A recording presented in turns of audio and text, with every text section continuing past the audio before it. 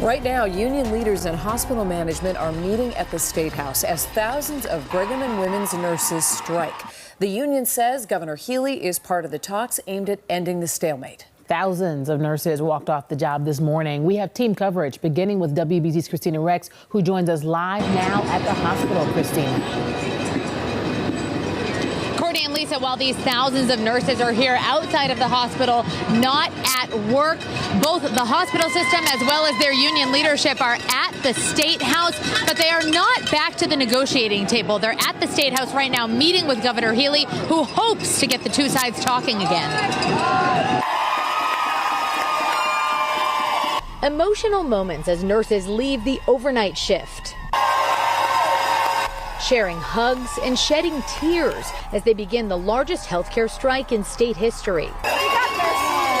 4,000 Brigham and women's nurses from all departments and nearly 500 home healthcare workers are on strike now, leaving a hospital that serves 2.5 million people each year, staffed by 1,300 temporary nurses brought in to cover shifts. It's a terrible feeling because we want to be able to take care of our patients and we're not being allowed to. What she means, this is a one-day strike, but nurses will be locked out until next week because the hospital hired the temporary nurses for a 5-day contract. We are sorry this is happening. We do not want to do this to you. This is on MGB. Mass General Brigham, which owns Brigham and Women's Hospital, says nurses are already paid competitively and receive annual 5% raises with their seniority.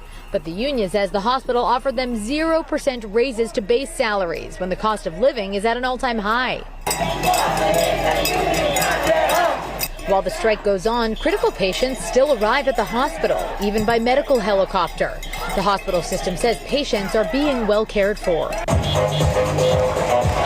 The thousands of nurses marching outside Wednesday filled nearly all of Francis Street, Brigham's main campus. So it's time to send a message. They were met with support from firefighters, police, Boston City councilors, state legislators, Senator Elizabeth Warren, Representative Stephen Lynch, and Congressman Seth Moulton.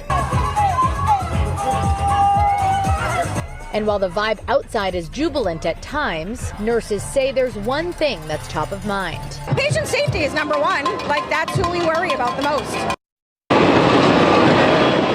Now, just a note, Mass General nurses, the nurses at the sister hospital, they're not on strike because they are not in a union. So this strike only impacts Brigham and women nurses.